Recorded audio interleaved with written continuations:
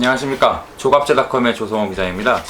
어제 저희 조갑제 기자가 공지한 대로 오늘 조갑제TV는 우종찬 기자님을 모시고 이번에 우종찬 기자님께서 특종 발굴한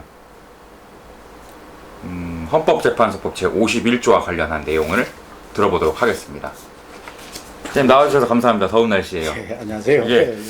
자, 어제 저희 조갑제 대표님께서 이 조갑제 TV에서 이 핵심을 좀 잘 설명을 해주셨는데, 예. 그래도 취재를 하신 분이 저희 우리 우정찬 기자님이시니까는 이 헌법재판소법 제 51조가 어떻게 결격 사유가 되고 또 이걸 찾게 된 경위 등을 좀 구체적으로 좀 설명을 해주셨으면 좋겠습니다. 네. 어제 그 조갑제 대표께서 그러니까 이번 헌법재판소법 51조의 가치, 중요성에 대해서는 아주 말씀을 잘 해주셨습니다. 예. 그리고 이제 저도 이제 특별히 이 법에 대한 것보다는 사실은 저도 이 법이 있는 줄 몰랐습니다. 아, 모르셨다고요? 저도 몰랐고, 저도 이 이제 민사소송을 준비하면서도 이런 법이 있는 줄 모르고 하다 보니까 준비가 소홀했는데, 최근에 이제 이경재 변호사, 최순실 변호인. 이경재 변호사하고 만나는 자리에서 이경재 변호사님의 소위 서울대 법대 동기, 법대 동기이면서 소위 현직 변호사인 분을 제가 만났습니다. 그러니까 올해 나이 한 70대 되시는 분입니다. 그 송주환 변호사라는 분인데, 그런데 이분은 또 제가 이 헌법재판소 재판관들을 상대로 민사소송을 제기한 사실을 또 모르고 있더라고요. 아, 그 대목도 모르고 계시고요? 그건 전혀 모르고 왜? 이게 보도가 안 됐고, 이게 이제 조갑제닷컴에서나 겨우 이제 보도하고 있으니까 모르고 있어가지고, 그래 어떻게 설명을 좀 드리니까 그러면은 민사소장, 형사고발장 그런 것들을 자기한테 좀 보내달라. 한번 읽어보고 싶다. 그래서 제가 이메일로 보내드렸습니다. 보내드리고 나니까 전화를 하신 거예요. 기자님께 전화를 하신 거예요? 아우, 그냥 51조를 봐라, 이야. 지금 이게 완전히 51조를 위반했다. 이 중요한 거, 이걸 헌법재판관들이 수입 빠뜨렸다. 그 이야기를 하는 거예요. 그래서 저도 51조를 보면서, 그리고 그 헌법 제51조가 그 밑에 나와 있습니다. 2011년 11월 5일 개정이에요. 본문 개정.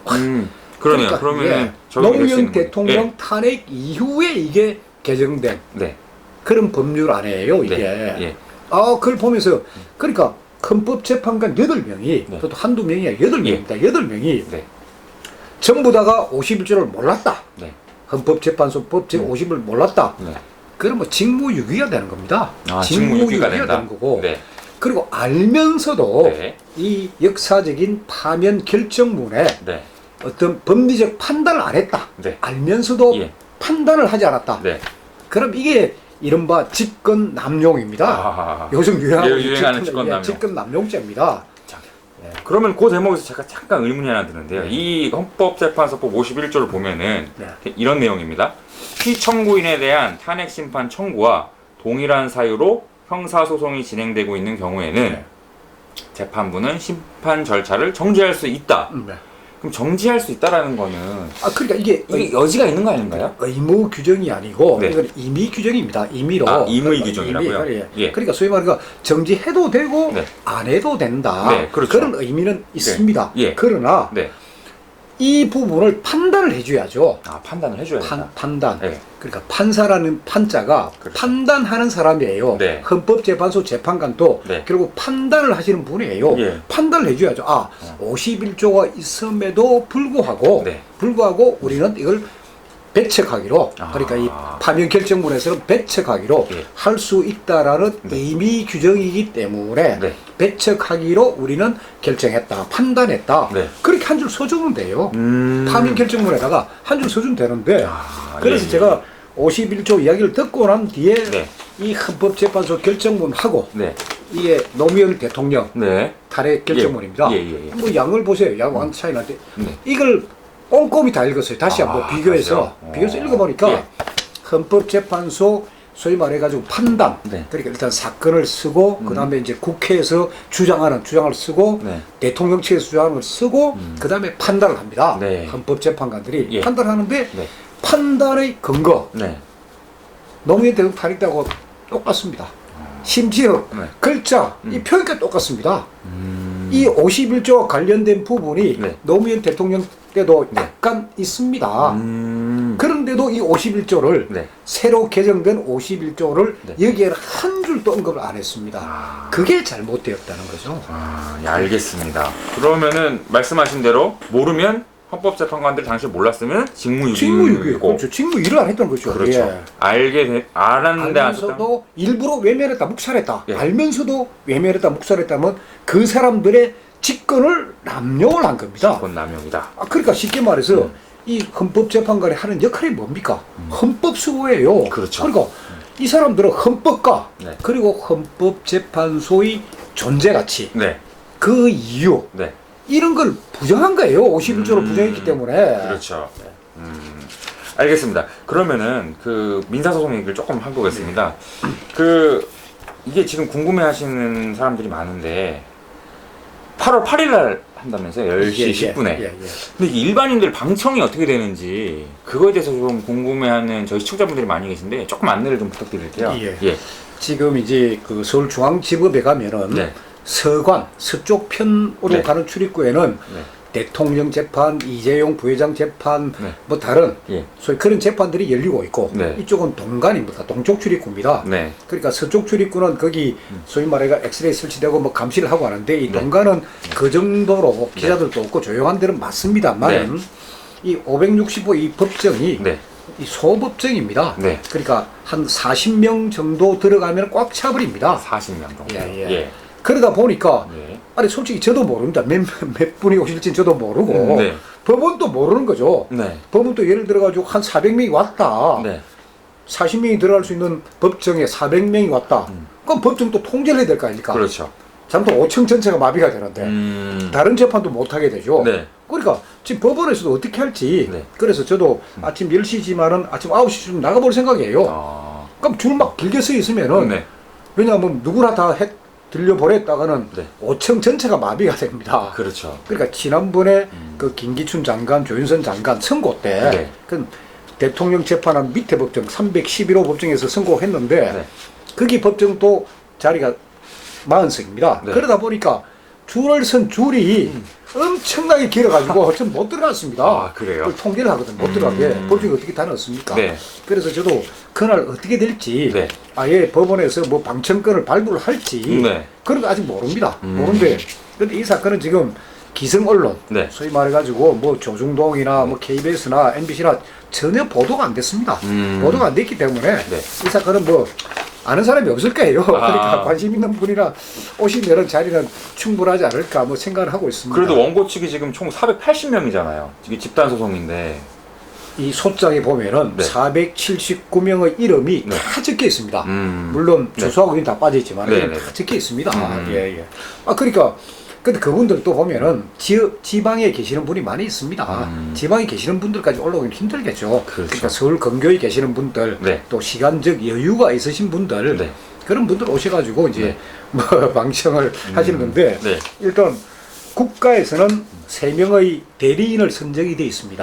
변호사. 그러니까 국가 측 대리인은 참석합니다. 하고 오늘 제가 인터넷으로 대법원 그 사건 기록을 조회를 해보니까 헌법재판관 8명, 그러니까 피고죠. 피고 8명은 아직 변호사를 선임하지 않았습니다.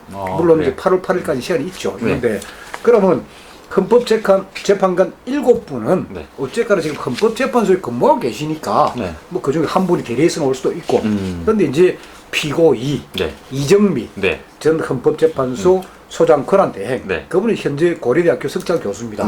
지금 떠나셨기 때문에 그래서 그분 혼자는 참석을 하셔야죠. 근데 이제 불출석을 하게 되면은 그 불이익이 갑니다. 아, 그래요? 어떤 불이익이 가는 거죠, 그러면은? 아니, 불출석 한 3번 정도 하고 하면은 패소합니다. 자동적으로. 알겠습니다. 자, 그리고 이제 민사소송은 그렇게 지금 진행이 되고 있는 거고, 또 지난 3월에 헌법재판관 8명을 직무유기, 그다음에 직권남용, 허위 공문서 작성 등의 혐의로 또 검찰에 형사고발하셨는데 그 건은 어떻게 되셨어요?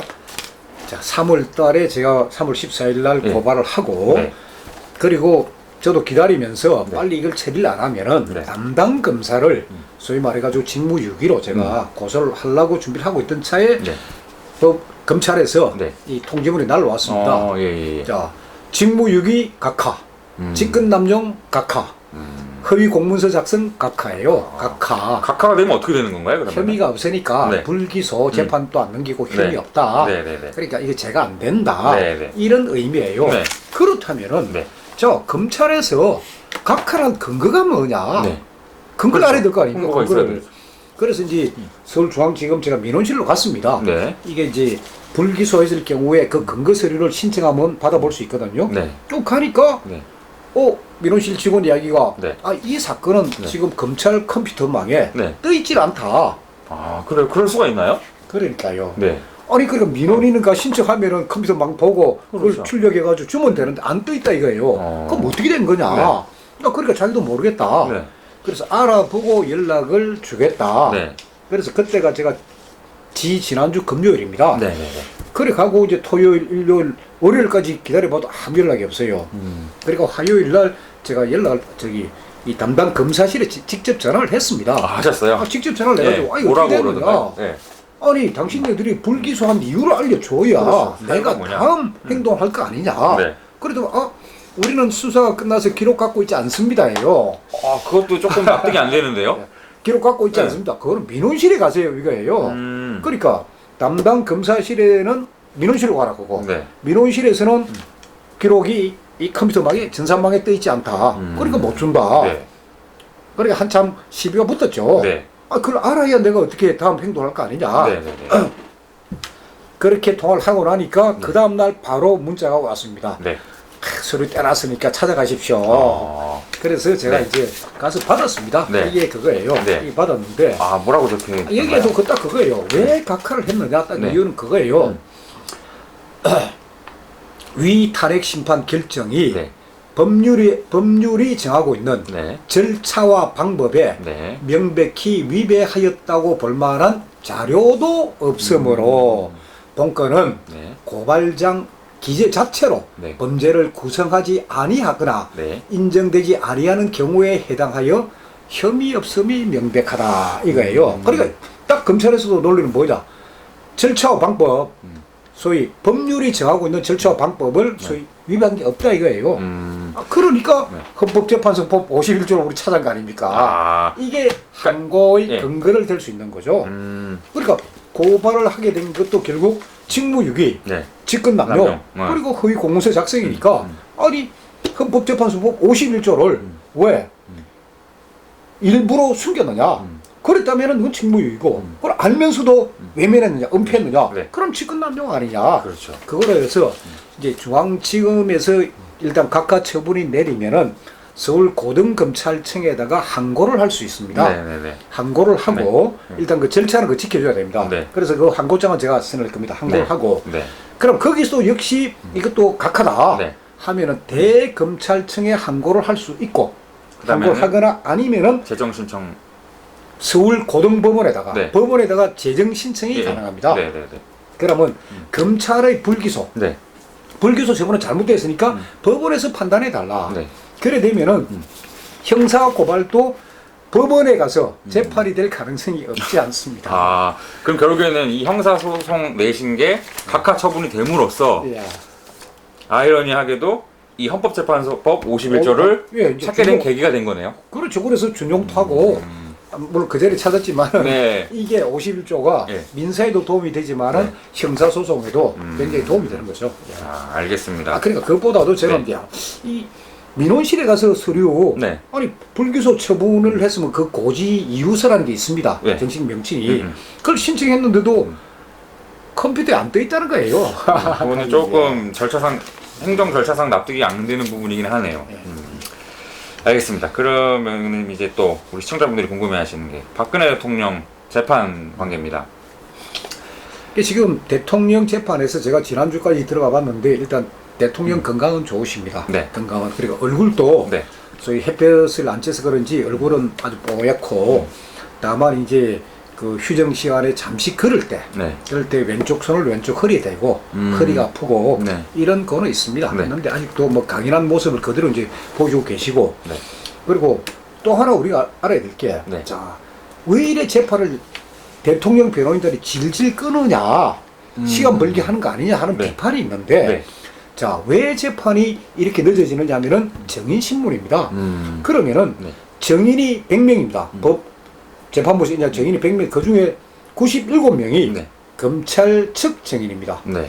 대통령 변호인단이 요구한 정인은 3명밖에 없습니다. 이런 식이에요, 사실은. 네네네. 물론 그거는 대통령 변호인단에서 이제 검찰에서 조사받은 사람들의 그 진술을 믿지를 못하니까 네. 법정에 나와서 진술을 해달라. 그래서 이제 정신상한 그것도 있지만 네. 전부 다 검찰 측 증인들이에요, 그 사람들은. 네. 그리고 지금 이제 지금은 상당히 재판이 소강 상태입니다. 잔잔하게 가고 있고 네네. 그동안에 이제 그 면세점 특혜 문제 네네네. 그 부분만 지금 재판하고 있고 이번 주 같은 경우는 오늘 재판 끝나고 난 뒤에 그리고 난 뒤에는 이제 증거 서류들 좀 보고 해가지고 여유가 있는 지금 재판을 하고 있습니다. 하고 있는데 8월 중순에 네. 이제 본격적인 네. 재판이 시작이 됩니다. 그 8월 중순에 놓을 사람 하나가 누구냐? 네. 진재수 과장입니다. 아, 문체부의 진재수 과장이요? 진재수 과장 아시죠? 네. 자, 우리가 네. 자 대통령이 뭐 정유라 콕 찍어서 승마 지원을 하라 했다고 네. 이렇게 다 이야기를 하는데 네. 그 주장을 펴고 있는 사람이 유진용 네. 전 문체부 장관 네. 그리고 노태강 네. 전 문체부 체육국장입니다. 네. 현재는 문재인 정부에서 지금 문체부 차관입니다. 네.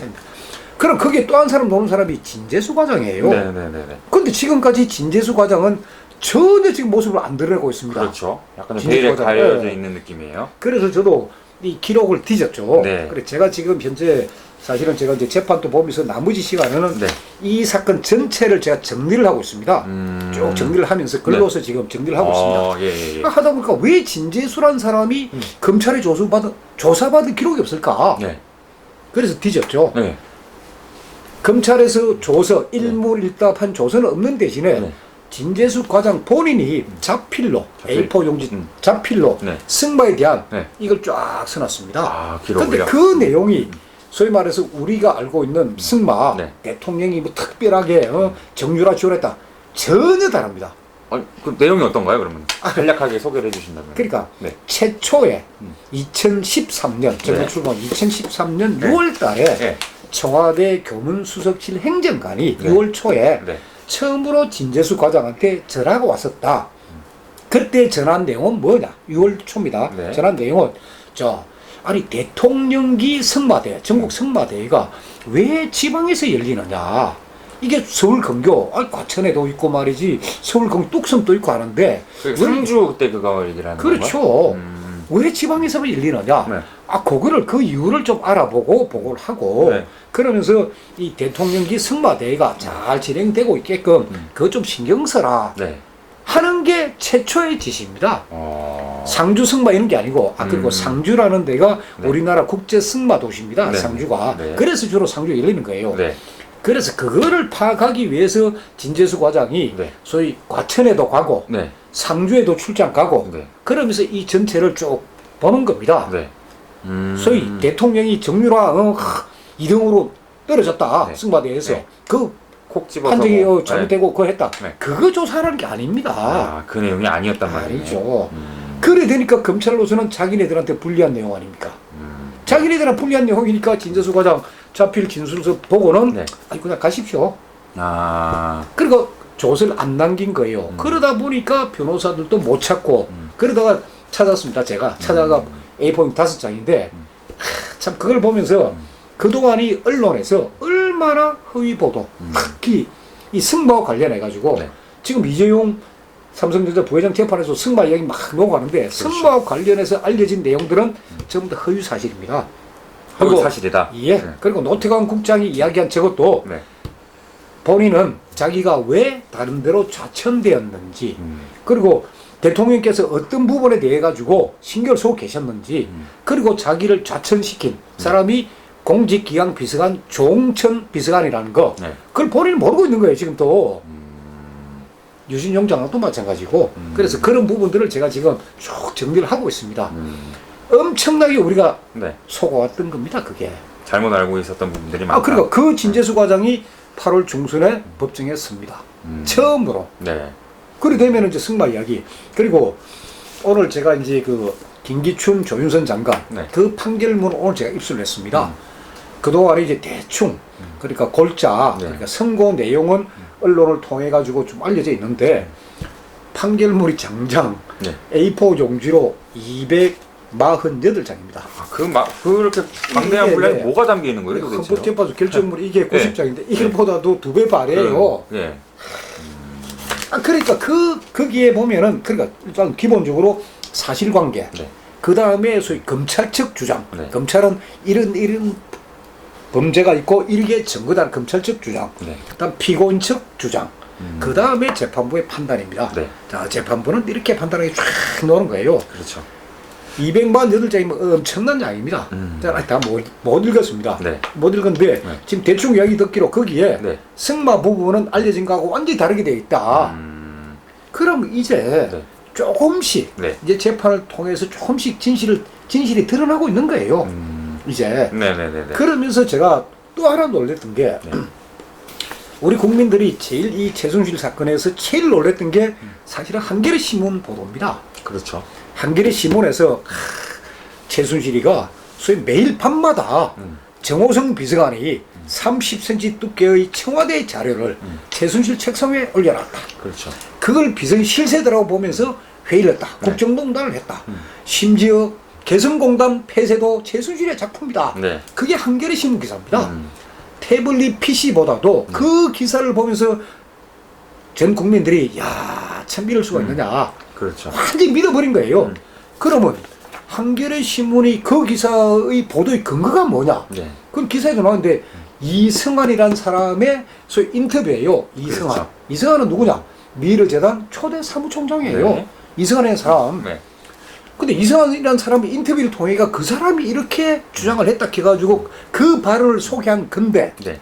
한겨레 신문이 2016년 10월 25일 날 보도가 됐습니다. 네. 10월 28일 날 네. 3일 후에 이승환이라는 사람이 검찰에 가서 조사를 받습니다. 네. 조사를 받는데 이승환 총장, 초대 총장이 네. 조사를 받는 거를 네. 검찰은 공개 안 했습니다. 그리고 검찰이 조사받으면서 이승환 씨가 네. 소위 말해 자기 잘못을 다 뉘우치고 저 한겨레 신문 기사 엉터리다. 기자가 소위 말해가지고 소설을 썼다. 아. 그러니까 내가 한 이야기는 네. 고영태 말이 네. 소위 최순실 책상 위에 이만큼 서류가 있더라. 나는 기자한테 그 말밖에 안 했다.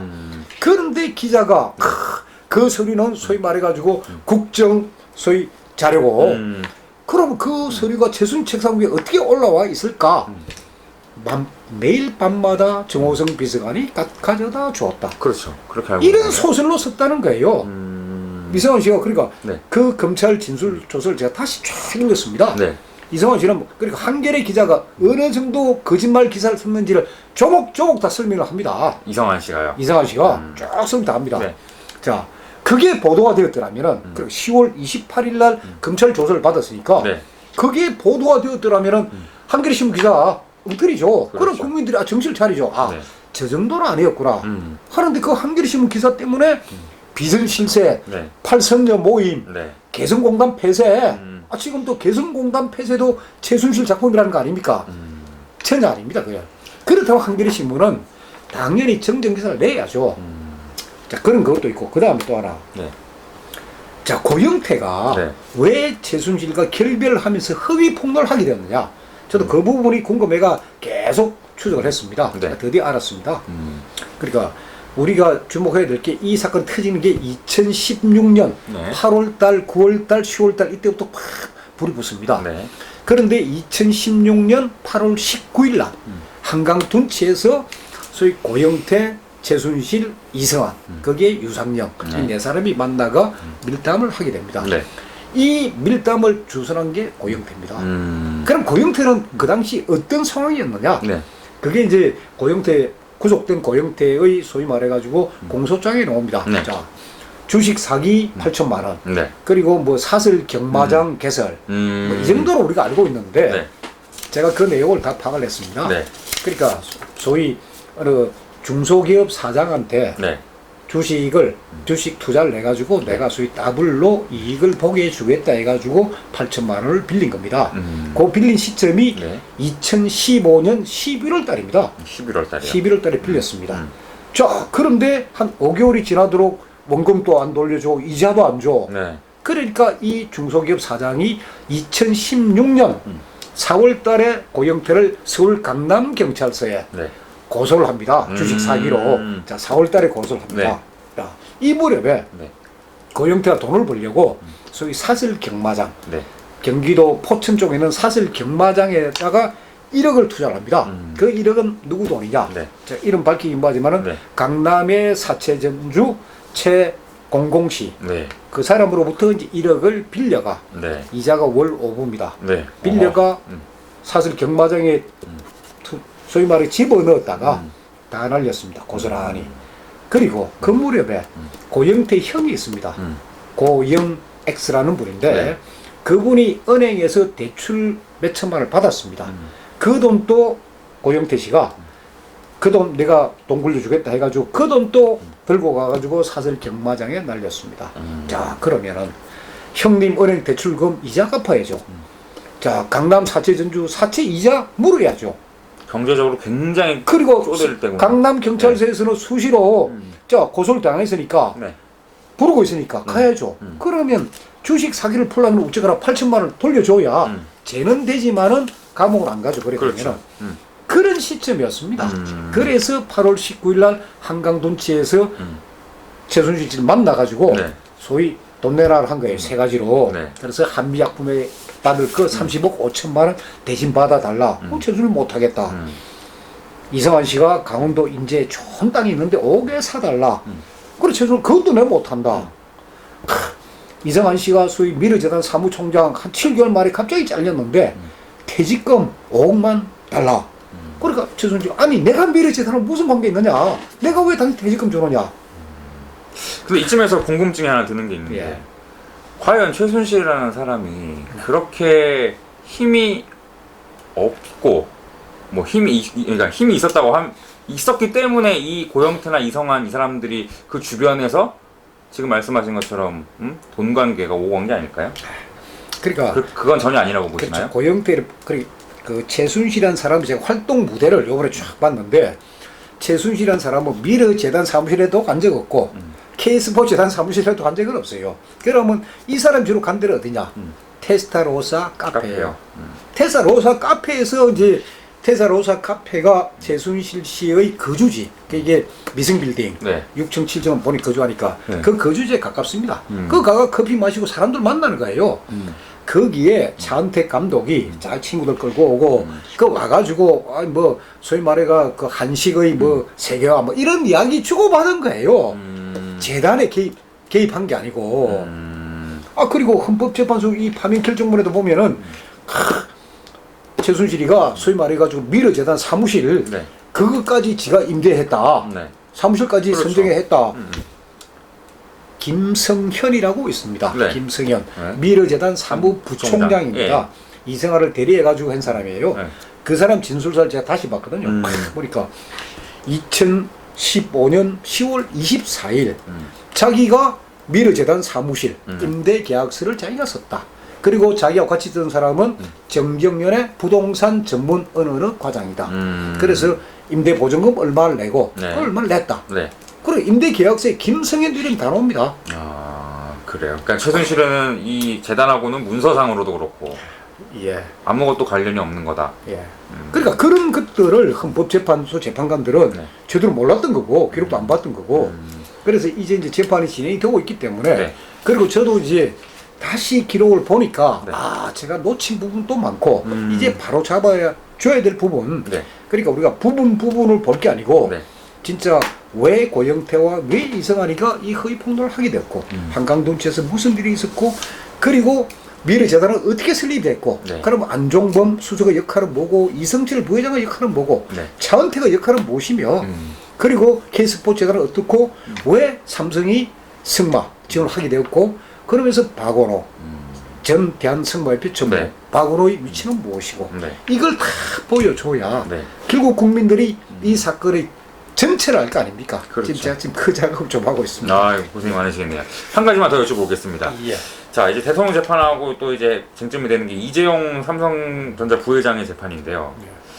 지금 언론 보도에 의하면은 이게 뭐 이재용 부회장 재판에서는 직접 증거는 없고 그냥 간접 증거만 난무한다, 뭐 진술만 난무를 해가지고 특검 수사에 의문을 제기하는 지금 시각들이 있거든요. 그거 어떻게 보세요? 일단 네. 자, 우리가 이걸 보십시오.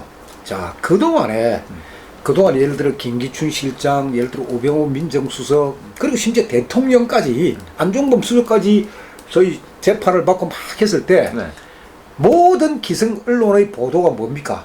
소위 말해가 그러니까 비판 쪽이에요. 좋게 말하면 비판인데 그냥 네. 소위 나쁜 기사만 쓰는 거예요. 나쁜 기사. 네. 좋은 기사는 보도를 안 했습니다. 네. 자, 이재용 재판은 네. 딱 차이가 뭐냐? 이재용 측 주장, 이재용 변호인 측 주장이 많이 지금 소개가 되고 있습니다. 변호인 측 주장이요. 그렇죠. 그래서 국민들이 이제 네. 좀 알고 있는 거예요. 네. 안 그렇다면은 아니 특검이야 검찰 측 주장대로 갈 거예요. 네. 그런데 지금은 모든 언론들이 이제는 나름대로 정부 차례가 이재용 측 주장을 지금 하고 있거든요. 네. 주장을 소개를 하니까. 네. 그러니까 제가 이재용 부회장의 그 검찰 진술로서 네. 그거 다 읽었습니다. 이만큼 되는데 다 네. 읽었는데 이재용 부회장이라는 사람은 검찰에 한 5번 진술을 하는데 그 진술 자체가 네. 거짓말 안 했습니다. 진술에 일관됩니다. 그리고 국회 청문회도 제가 봤거든요. 그러니까 그 청문회 진술도 일관이 됩니다. 특검 진술 조서하고 재판에서 진술하는 게 일치한다는 말씀이신가요? 그렇죠. 특검 검찰 조서, 특검 조서 이게 전부 다 일치합니다. 왜 일치하느냐? 자, 이재용 부회장은 네. 소위 말해가지고 삼성전자의 주식만 갖고 있을 따름이지 네.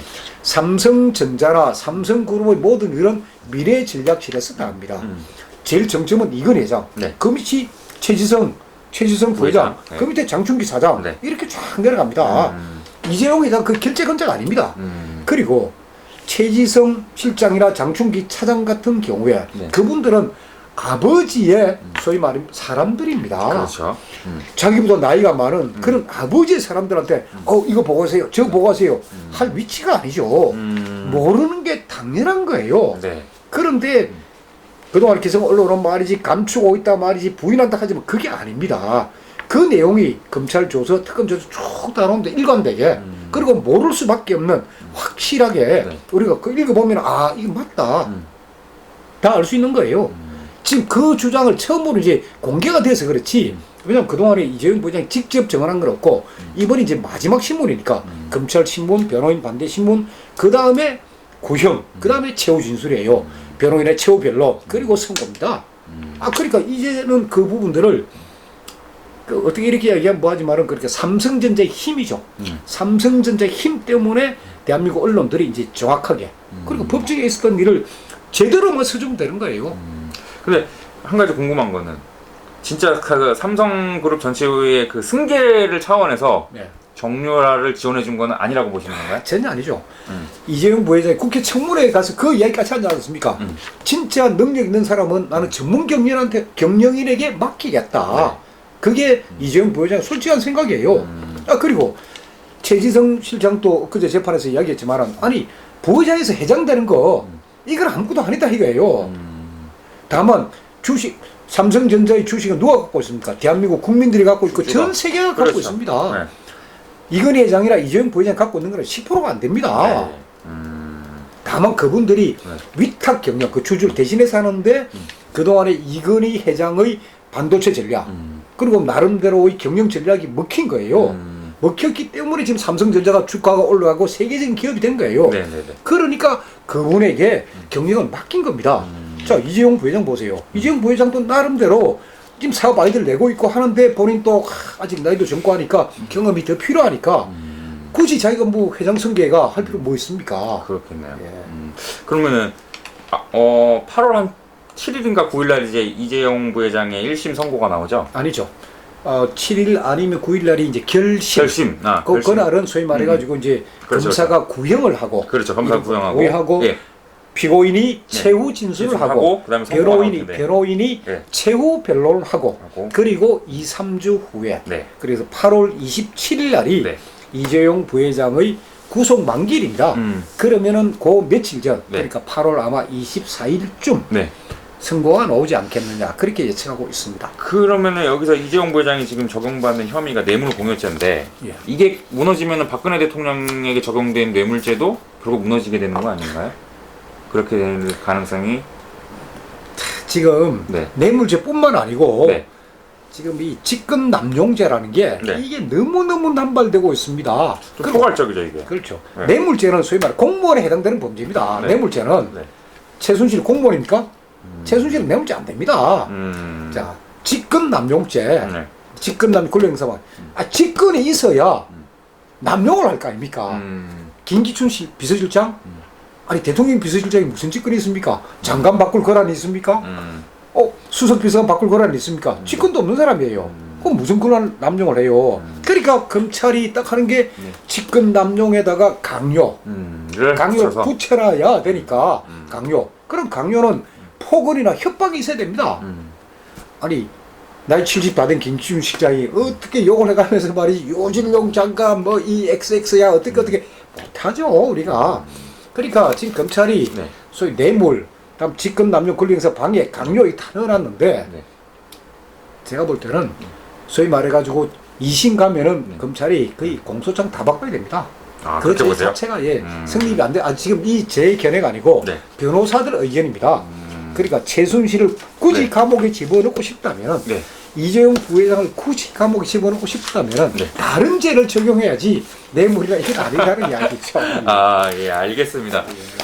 오늘도 우리 저희 우종찬 기자님 모시고 현재 재판 상황, 박근혜 대통령 재판 상황과 그다음에 이재용 부회장의 재판 상황 등등에 대해서 알아보았습니다. 다음번에도 나와주셔서 좀 좋은 말씀 부탁드리겠습니다. 예, 고맙습니다. 감사합니다.